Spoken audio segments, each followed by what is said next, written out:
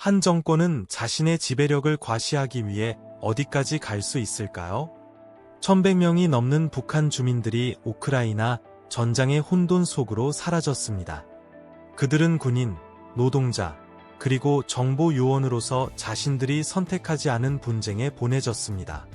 김정은과 블라디미르 푸틴의 이 비밀스러운 동맹은 과연 세계 권력 구도를 재편할 수 있을까요? 아니면 북한의 도박은 너무 위험한 수일까요?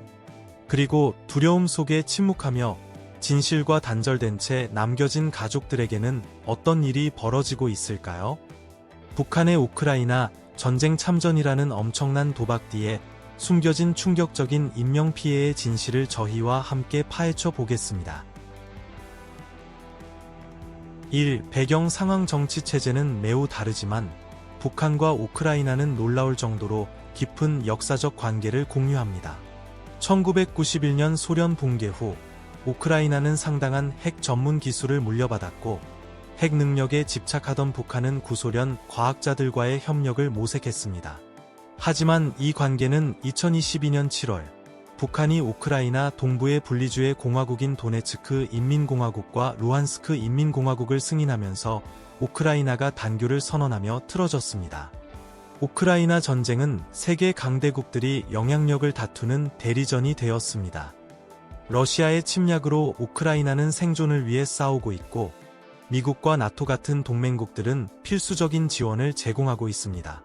한편 북한은 단순히 러시아를 지지하는 것을 넘어 전략적 이점을 확보하고 유럽으로까지 영향력을 확대하려는 목적으로 이 전쟁에 뛰어들었습니다. 북한의 개입은 치밀하게 계산된 행동입니다. 군 현대화, 장비 시험, 그리고 석유와 식량 같은 필수 자원을 러시아의 환심을 사려는 목표를 가지고 있습니다. 하지만 북한의 궁극적인 목표는 동아시아의 힘의 균형을 바꿀 수 있는 러시아의 첨단 미사일 기술에 접근하는 것일 가능성이 높습니다. 김정은의 전략은 정권 생존에 초점을 맞추고 있음을 보여줍니다. 아버지와 달리 김정은은 우크라이나의 군대를 파병하는 것과 같이 대담하고 파격적인 방법을 사용합니다. 이는 북한의 주요 경제 동맹인 중국과의 관계를 악화시킬 수 있는 위험한 움직임입니다. 그럼에도 불구하고 러시아와의 강력한 파트너십과 첨단 무기 확보라는 잠재적 이익은 이 도박을 정당화할 수 있습니다. 이러한 행동은 전 세계에 영향을 미칩니다. 북한의 우크라이나 개입은 국제 안보의 광범위한 결과를 초래하며 동맹 관계를 재편할 수 있습니다. 북한의 역할이 깊어짐에 따라 중요한 질문들이 남습니다. 과연 러시아와의 파트너십이 지정학적 구도를 재정의할 수 있을까요? 그리고 분쟁의 포화 속으로 내몰린 이들을 위한 김정은의 야망의 대가는 무엇일까요?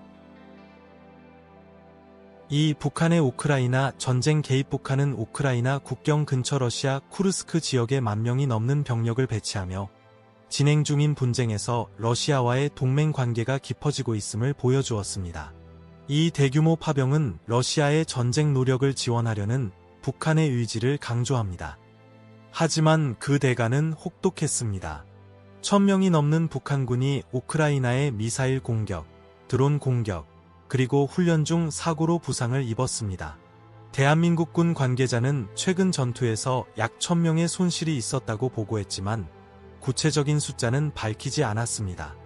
보도에 따르면 북한은 계속되는 손실에도 불구하고 증원군을 보낼 준비를 하고 있다고 합니다. 대한민국의 한 국회의원은 이러한 상황이 병사들이 낯선 전장 환경에 대한 경험이 부족하고 현대 드론전에 대응할 능력이 제한적이기 때문이라고 분석했습니다. 특히 최소 1명의 장성을 포함한 고위 장교들의 손실도 있었습니다. 2023년 6월 김정은과 블라디미르 푸틴은 상호 방위 협정을 체결하여 양국 동맹을 더욱 공고히 했습니다. 북한의 병력과 군사 지원의 대가로 러시아는 식량, 연료, 기술과 같은 필수 자원을 제공합니다. 합동참모본부는 러시아가 추가 병력 파견을 간절히 원하고 있으며 북한으로부터 자폭드론, 방사포, 자주포를 제공받았다고 언급했습니다. 이 파병은 우크라이나군이 성과를 거둔 쿠르스크 지역의 북한군이 러시아 진지를 강화하면서 우크라이나 전쟁이 중대하게 격화되었음을 의미합니다. 제3국의 개입은 분쟁을 확대하려는 블라디미르 푸틴의 전략을 보여줍니다. 한편 전쟁에서는 북한의 탄도미사일, 특히 KN-23, KN-23의 사용이 증가하고 있습니다. 조사관들은 이 미사일에서 서방제 부품들을 발견했는데 이는 국제적인 무기 통제의 어려움을 잘 보여줍니다. 우크라이나 공군은 러시아가 순항 미사일보다 탄도 미사일과 드론에 대한 의존도를 높이고 있다고 보고했습니다. 우크라이나 반부패위원회에 따르면 미국, 네덜란드, 영국에 있는 제조사를 포함한 9개의 서방 기업이 이 무기들에서 발견된 핵심 부품을 생산했습니다. 이 부품들은 종종 중국을 거쳐 북한에 도달하는데 이는 비확산 조치를 시행하는 것이 얼마나 어려운지를 보여줍니다. 이 공급망은 국제적인 안보 노력에도 불구하고 어떻게 전 세계 제조 라인이 의도치 않게 분쟁에 기여할 수 있는지를 보여주는 사례입니다. 하지만 러시아와의 동맹이 북한으로 하여금 자국과 가까운 지역에서 갈등을 고조시키도록 부추길까요? 아니면 전쟁의 부담이 정권을 붕괴 직전으로 몰고 갈까요? 계속하기 전에 지금 듣고 계신 모든 분들께 10초만 부탁드릴 것이 있습니다. 저를 도와주실 수 있다면 알림벨을 누르고 구독 버튼을 눌러주세요. 그것만으로도 저에게는 정말 큰 힘이 됩니다. 그렇게 해주신다면 저와 저희 팀은 여러분을 위해 이슈를 더욱 발전시키기 위해 최선을 다할 것을 약속합니다. 어떠세요? 3. 실종된 북한 주민들. 인적 비용 1100명이 넘는 북한 주민들이 자신들이 선택하지 않은 분쟁 속에서 실종되었습니다. 군인, 노동자, 그리고 잠재적 정보 요원을 포함한 이들은 러시아에 대한 북한의 논란 많은 지원의 일환으로 우크라이나에 보내졌습니다. 그들은 금전적 보상을 약속받고 원치 않는 임무를 수행하도록 강요당했습니다. 그들의 운명을 둘러싼 추측은 무성합니다. 일부 우크라이나 관리들은 그들 중 일부가 유럽으로 망명했을 수 있다고 믿는 반면 다른 이들은 전쟁 중의 불완전한 기록 속에 운명이 사라진 채 더 이상 살아있지 않을 수도 있다고 생각합니다. 이러한 실종 사건은 국제적인 관심을 끌었고 국제 엠네스티와 같은 단체들은 여러 의혹 속에서 투명성과 책임 규명을 요구하고 있습니다. 주로 최전선 부대로 배치된 그들은 러시아군을 지원하는 임무를 맡았습니다. 다른 이들은 요새를 건설하고 보급선을 유지하는 등 군수 지원 업무를 했고 소수는 러시아나 북한을 위한 정보 활동에 가담했을 수도 있습니다. 정부의 엄격한 정보 통제는 가족들이 사랑하는 이들의 생사를 알지 못하게 막고 있으며 질문하는 것만으로도 가혹한 처벌을 받을 위험이 있습니다. 우크라이나에서 북한군 사상자가 발생했다는 보고는 2023년 말부터 나오기 시작했습니다. 2024년 초까지 국제기구들은 수많은 실종 인원을 기록했으며 이들 대부분은 주둔지였던 국경 근처에서 마지막으로 목격되었습니다. 그들의 실종은 종종 우크라이나군과의 격렬한 전투나 러시아 보급로를 겨냥한 공습 이후에 발생했습니다. 탈북자들은 정부의 협박과 노동 수용소에 대한 끔찍한 이야기를 전하며 정권을 괴롭히는 광범위한 인권 위기를 보여줍니다. 이 실종 사건들은 정치적, 군사적 이익을 위해 자국민을 희생시키려는 북한의 의지를 증명하며 가족들을 부수적인 피해자로 남깁니다. 이들 가족의 고통은 북한의 국제적 움직임 뒤에 숨겨진 인적 비용을 냉혹하게 상기시켜줍니다. 실종된 북한 주민들의 곤경에 대한 국제사회의 대응에 대해 어떻게 생각하시나요? 그들의 운명에 대해 각국 정부에 더 많은 책임을 묻기 위한 조치가 필요할까요? 아래 댓글로 여러분의 의견을 알려주세요. 4. 김정은의 리더십과 의사결정. 북한군은 김정은의 리더십을 공개적으로 확인하며 예부에서 점고 경험이 부족하다고 여겨졌던 그가 강력한 최고사령관으로 변모했음을 강조했습니다. 대한민국 관리들이 공세적 통치라고 묘사한 이 리더십은 그의 아버지이자 전임자인 김정일이 구축한 유산 위에 세워졌습니다. 김정일은 재임 기간 동안 성군 정치를 펼치며 1990년대 기근 이후 조선인민군을 활용하여 국가적 단결을 공고히 했습니다. 이 전략을 통해 그는 국가 자원을 장악하고 광업, 어업 및 기타 산업과 같은 수익성 높은 사업을 감독할 수 있었습니다. 2011년 아버지가 사망한 후 김정은이 권력을 잡았을 때 그는 군부 엘리트들을 숙청하며 신속하게 통제권을 장악했습니다. 특히 2015년에는 당시 국방부장이었던 현영철 대장이 김정은 앞에서 졸았다는 보고가 있은 후 고사포로 처형되었다고 대한민국 정보기관이 전했습니다. 2017년에는 군의 최고 정치 관료인 총정치국장을 해임했습니다. 한편 최전선 병사들의 사기를 진작시키려는 노력도 진행 중인 것으로 보입니다. 현재 대한민국에서 라디오 방송국을 운영하는 탈북자이자 전 북한군 대위인 캡틴이 인용한 정보원들에 따르면 병사들은 매우 선망받는 지위인 노동당 입당 절차를 신속하게 처리해주겠다는 약속으로 동기부여를 받고 있습니다. 이러한 조치에도 불구하고 캡틴은 북한의 많은 병사들이 미래에 대한 희망을 거의 보지 못하고 낙담하고 있다고 지적합니다. 김정은의 우크라이나 도박은 대담한 만큼 위험합니다. 하지만 다음은 무엇일까요? 이 위험한 러시아와의 동맹이 세계 권력 구도를 재편할까요? 아니면 북한을 붕괴 직전으로 몰고 갈까요? 우크라이나에서의 북한의 지정학적 전략 합동参모본부는 러시아가 전쟁 노력을 강화하기 위해 북한의 지원을 받아 추가적인 병력 배치를 검토하고 있다고 보고했습니다. 북한은 병력 순환을 준비하고 있으며 모스크바를 돕기 위해 자폭드론, 방사포, 자주포를 공급한 것으로 알려졌습니다.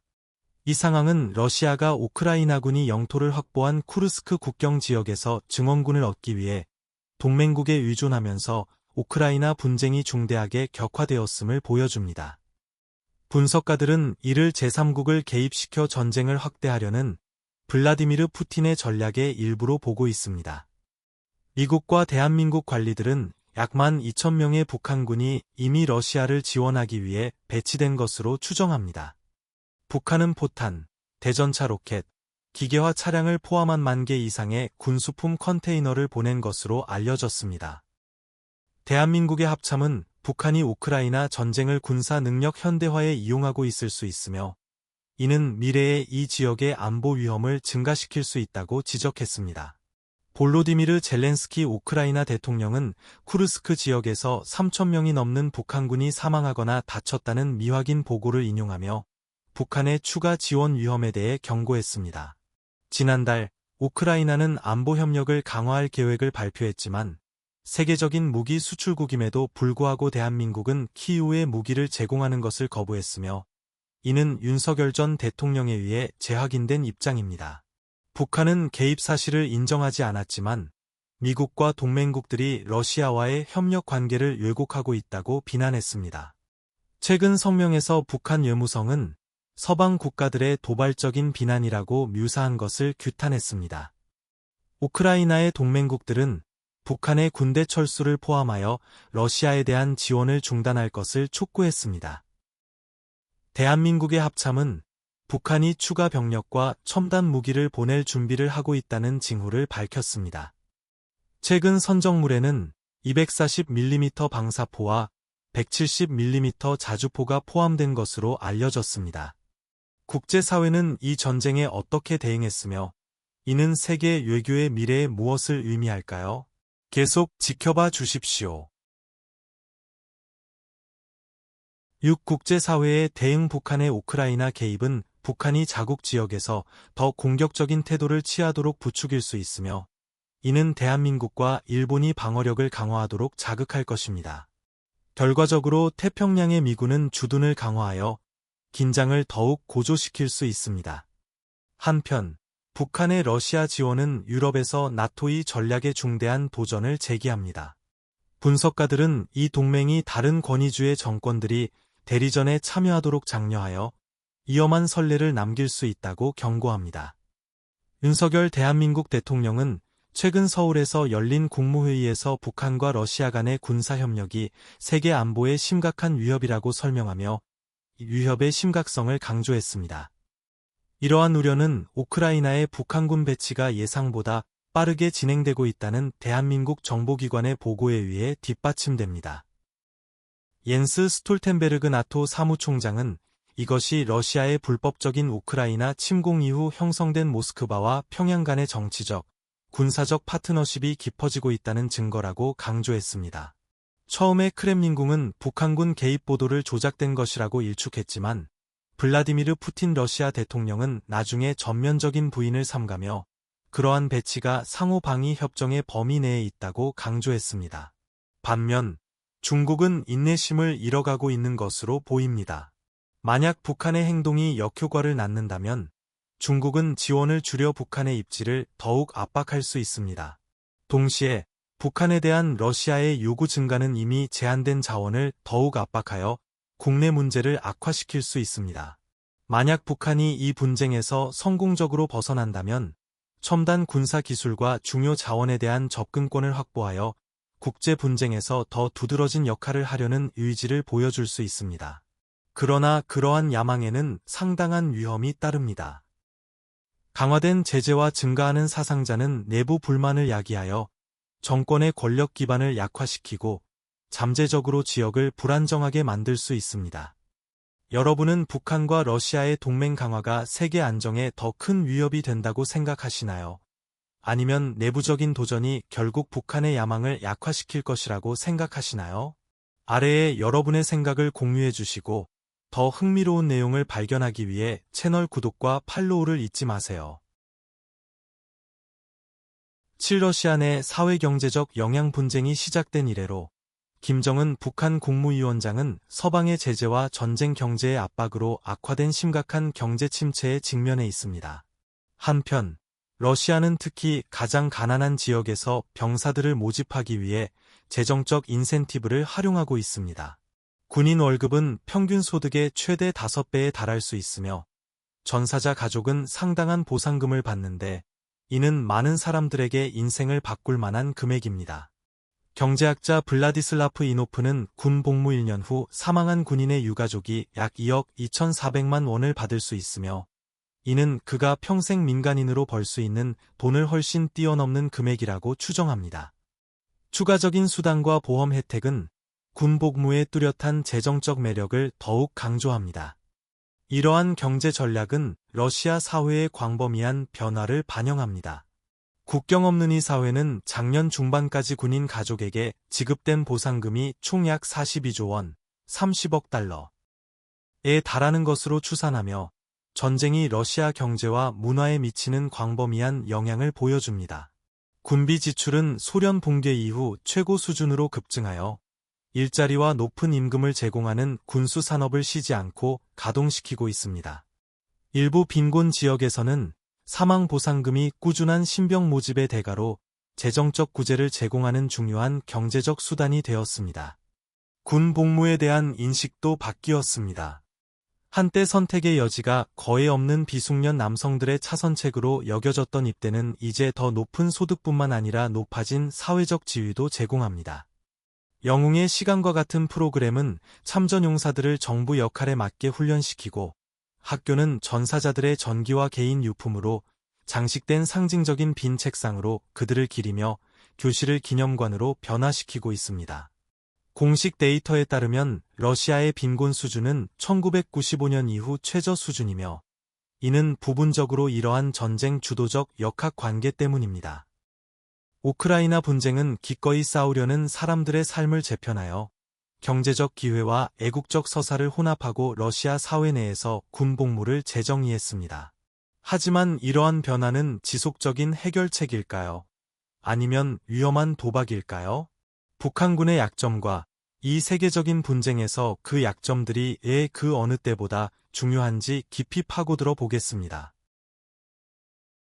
8. 북한군의 약점. 서울의 한국국방연구원 선임 분석가인 도진호 박사는 북한의 특수부대가 주로 저격 임무, 시가전, 그리고 바다, 공중, 험준한 산악 지역을 통한 침투 훈련을 받는다고 설명했습니다. 그러나 북한의 많은 산악 지역은 드론 작전이나 참호전과 같은 현대 전투 전략에 적합하게 갖추어져 있지 않습니다. 이러한 전략들은 보통 러시아와 우크라이나 간의 분쟁에서 볼 수 있는 평평하고 개방된 지형에서 수행됩니다.